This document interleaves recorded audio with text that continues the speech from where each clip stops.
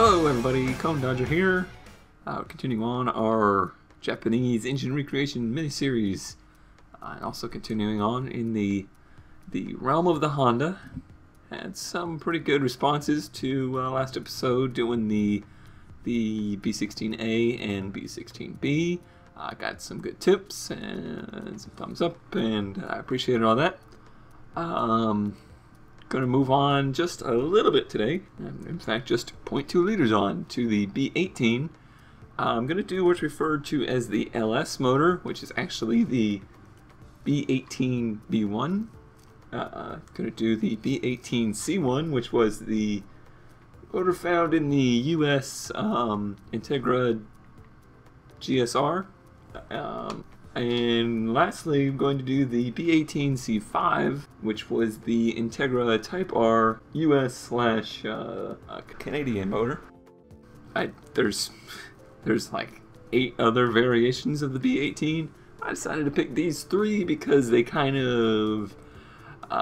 of the bottom, middle, and top of the line of the B18 series. And they're most relating to me because obviously I'm kind of focusing this on, but not limiting it to, Japanese motors in cars they made for the US market, because obviously that is where I reside. So I have the most hands-on knowledge when it comes to those engines rather than, say, the JDM or European motors. If you have any suggestions for European motors especially that you'd like to see me do, please let me know, because I don't have a huge knowledge base as far as those go. Still quite a few to do in the Japanese miniseries, so we'll focus on that for now. Alrighty, so let's get started. In line 4, it's a fairly high quality here. Okay, so it's an aluminum block. The bore is on this motor, the B18 B1, which is the LS motor, as I'll refer to it, because that's what most people seem to refer to it as. It's 81 by 89. Now, these motors, unlike the B16, they kind of vary in bore and stroke all the way down. They're not as similar as the B16 motors seem to have been, to each other anyway. Let's see, what was the stroke? It was 89. So this one, 81 by 89, you know, that's a fairly under square engine. That's getting dangerously into that whole, that can't be right. Okay, I just double checked on that because that seemed weird to me. I didn't know Honda ever really made long stroke engines. And I believe this is a fairly high revving motor, so I have a feeling we're going to have a world of hurt getting this thing to last very long. But we'll keep going. Press on forward, cast iron crank. We're going to go with just cast conrods and hypertectic cast pistons. Still looking for answers as to what to do with this stuff. There just doesn't seem to be the right options there to pick what they were actually using. These just seem a little too broad to me, but we're pushing on anyway. They seem to be staying together. They're not meeting the lifespan I would expect them to be meeting. But continuing on, the top end, it's dual overhead cam motor with 4 valves per cylinder. Similar theme there to the 16s with an aluminum head. Compression ratio of 9.2 to 1, so fairly normal. Cam profile, I'm going to leave that normal because this is not the performance-oriented motor. This is the motor. I wanted to do this one because I wanted to add like a baseline motor, something you would put in, say, a base Civic, or not base Civic, but a base whatever car I make in the future. You would have to step up to a sports package to get a, say, VTEC motor. So this one is just a normal cam profile with no VVT, no VVL. Looks, they are pretty similar Pretty similar to the other B-Series motors.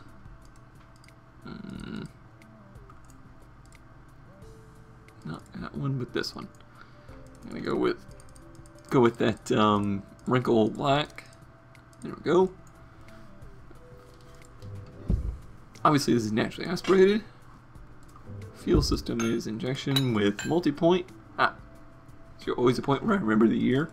I'm gonna go with 95 on this one. No, I'm gonna go with 98. These tended to be later motors. They started making them in the early 90s, but they made them all the way up till 99. So we'll get the best we can out of that and go with 99 actually.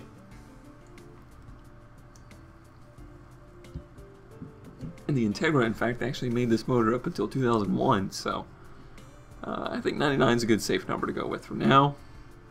Back to this. We'll go standard intake on this one. This regular old unleaded. Tip I got from the automation devs. I believe it was Andrew, but not sure who it was. Said for these high revving motors, perhaps go a little bit richer on the fuel mixture, because also while they sip fuel compared to a V8, they're not maybe as fuel efficient up at 7,000 RPM or 8,000 RPM as you might think. So they could use a little bit more fuel to get that power, to get the power numbers we needed. So I'm going to start out with just kind of a middle of the road number there. I'm going to go fairly advanced on timing. And here we go once again. Red line is 8,500 RPM. I looked it up, and the RPM limit is actually 8,500 RPM, like it's fuel cut. So I'm going to back it down a little bit from that and say about 8,300. As far as the exhaust manifold goes, I had a little bit of discussion with someone about what type of exhaust manifolds they were using. From what I've seen, I checked out my roommate's car. He has an EM1 Civic, and they came with, it's kind of a cross between a cast and a tubular setup. It doesn't look anything like this as far as the open tubes, but if you look at it, it's cast in such a way that it's very free-flowing. But I'm going to stick with the cast, but that maxes horsepower with a, let's see, that maxes horsepower at 143. So I'm actually going to go back, I might do that this episode, and go back to those B16s and see what the difference between tubular and short cast is. I'm going to do that one, do the same thing here, and experiment with that a little bit. This motor is not quite the power horse as the 16s or the later 18s were. I don't need to get too crazy with that yet, but I'll see with the next two motors that I do how much of a difference that makes. Got the same thing here, a three-way cat. And we'll go with a straight through and a reverse flow. Alright, so there we have what should be, let me bump these qualities up a little bit, a B18 B1 or Honda LS motor. We are shooting for 140 horsepower at 6,300 RPM, and 127 foot-pounds of torque at 5,200 RPM.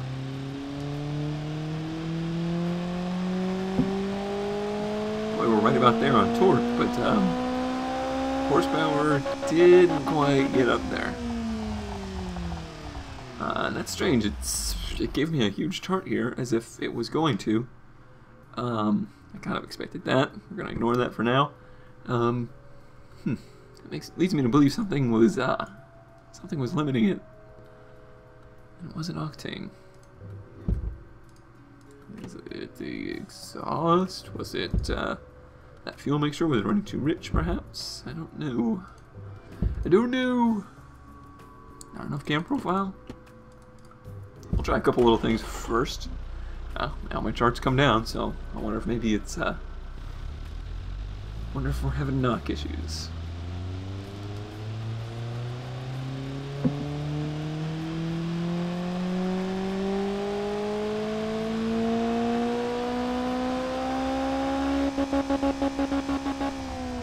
Pretty smooth.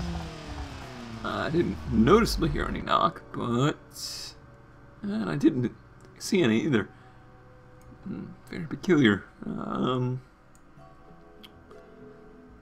Let's see. Advance this timing up a little bit more.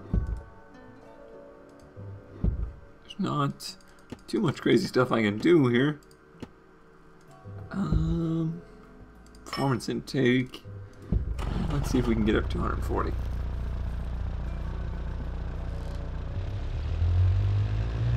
Kind of a similar situation I had to last time there, where I had the torque number I needed right off the bat, but not the horsepower number. Okay. Now we're talking 141 horsepower at 6,500 RPM.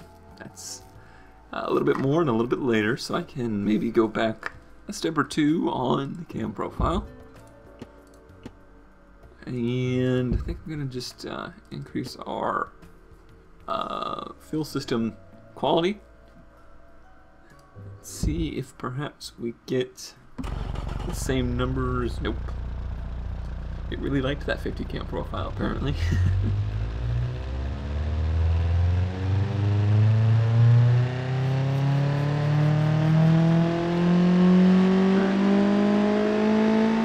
Very close. So I think I'm going to go back and go to a 49. And this should probably do it. I've been wrong before, though.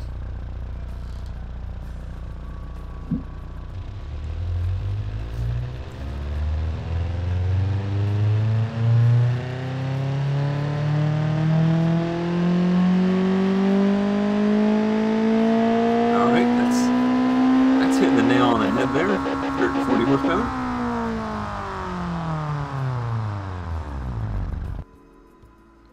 Okie dokie, so this is the B18 B1 LS. Somebody wants to clue me in as to why they call it the LS motor. Please feel free. I have no idea. I'm just kind of going with it. Okay, so moving on to the more performance-oriented motors that I was talking about. We're going to start out with the B18 C1. We actually have a little bit different bore and stroke on this one. The bore stays the same, but the stroke comes down to an 87.2. A little bit more. So this one is a little bit under that 1.8 liters, which is typical. But okay, that's everything else should be the same here in the bottom. We may come back and look at this crank, need be. I don't think it'll be an issue though. And on the top end, we do have some change in the fact that it goes up to a 10.0 compression, which is a pretty good indicator that this is a more sport-oriented engine. And it does indeed have variable valve lift. I'm getting the numbers as to where they had that instituted. We don't have that. We don't have the luxury of choosing that. We kind of gotta just let the game decide when it should be doing that. I'm gonna go with the pretty aggressive secondary profile here. That seemed to be what worked for those B16s. And a fairly normal primary cam profile. We're all the same there.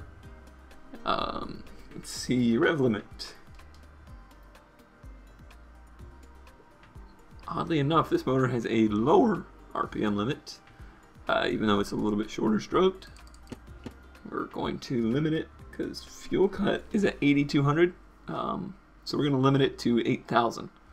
I say it's lower, but 8,000 is still screaming in my opinion, so I don't think it's hurting there. Let's continue on. I'm gonna leave these the same for now. And let's see. That should be 2 1/4 should be okay. But on this, it's gonna be our first test here to see if maybe this is what was causing me so much headache on the B16. So we'll do our first test here. We are hunting for 170 horsepower at 7,600 RPM, 128 foot-pounds of torque at 6,200 RPM. And we'll see a little side-by-side comparison of what that variable valve does for you.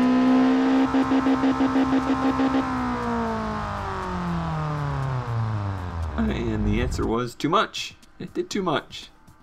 So I'm going to go through and take off some of that secondary cam.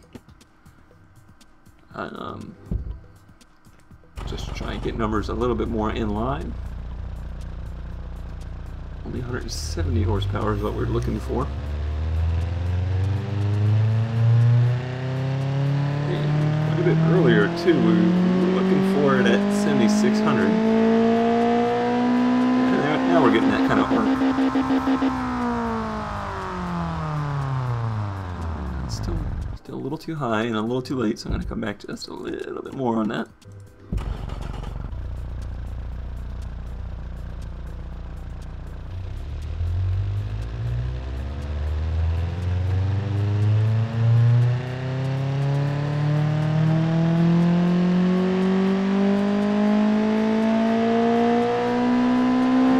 Okay. So now it's pretty flat at the top, that's good. Flat torque curve. That's we're knocking a little bit. That's one thing I didn't look at, is I didn't actually increase. Where is it? I didn't increase the recommended fuel, so I'm gonna go up to 90. Cut back on that fuel mixture a little bit, just to see if that clears up that issue.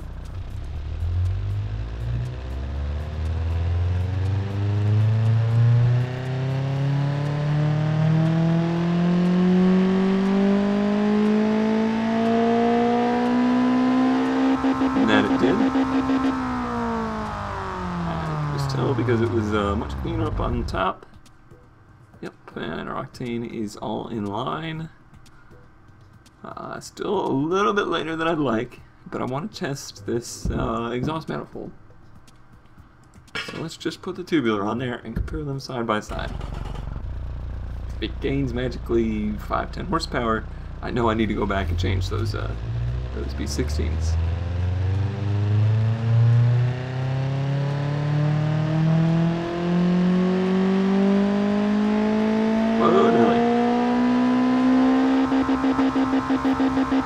Well, I gained about 9 horsepower. Don't think that's gonna be enough to convince me to change it, because I know that we're using cast pieces and we were getting numbers similar to what we needed here. But that is good to know. We can go back, or in the future, if we're not getting the numbers we need, that's a simple little thing we can change to bump up our horsepower numbers. And like I said, they were cast, sure, but they weren't like this. They were very almost tubular, long tubular designed cast units to flow very well. So it was somewhere in between. But man, that was quick. It didn't take hardly any time at all. That is the B18 C1. Go. So this is the motor you would find in the US version of the Integra GSR. Very popular motors, commonly swapped into all sorts of things, Civics or any other front-wheel drive Honda. Same time frame as the LS motor, but like I said, it was the quote-unquote hot rod motor. You paid $5,000 more for this motor. And the cost here should reflect that as well. But that is it for that. There is one more motor in this family though, and that's going to be the real hot shoe, the B18 C5. Just very minor changes. But this motor was the Integra Type R motor, which was the cream of the crop for the US market Integras.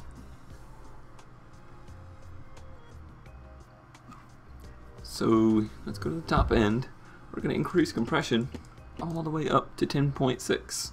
So you can see there we're now straddling that that high compression barrier there. Other than that, there's not too much difference. The fuel cutoff goes up to 8,500 RPM, and the regular red line is, we'll say, 8,400. I want to say these are running on what we would call premium here, so we're going to go with that 93.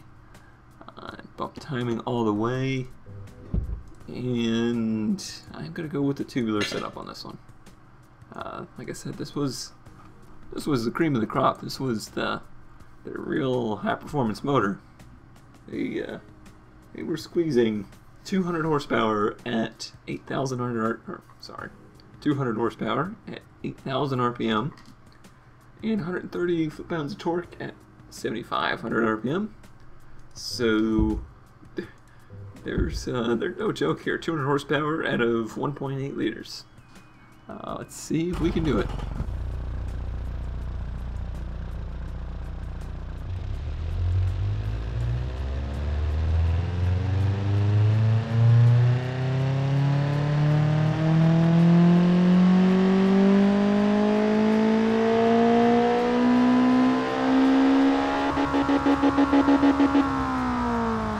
A little bit too flat.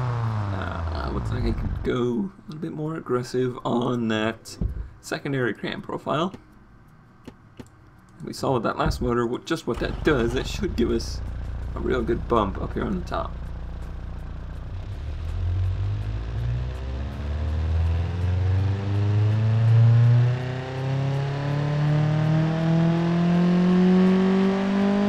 Let's get lower there, way higher here.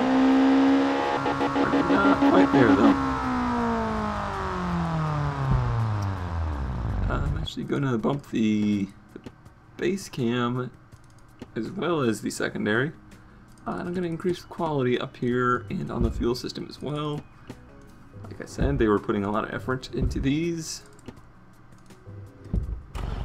to make them the top performing motor.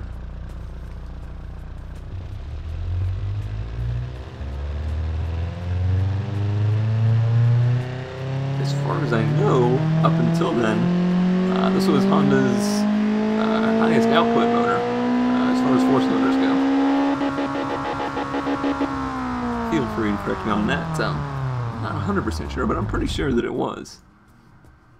That's 202 horsepower at 8,400. So a hair bit more horsepower and a hair bit later than it should be. So what I'm going to do is just come down on this cam profile. And this one as well. I'm going to increase some quality to try and make up for that. I'm not gonna worry too much about 2 horsepower. I just want to see if I can maybe slide that back a little bit, or at least make it a little flatter at the top.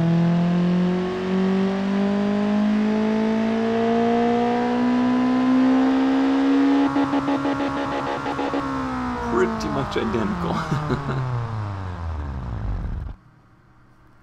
Alrighty. Oh, that's I think that's close enough.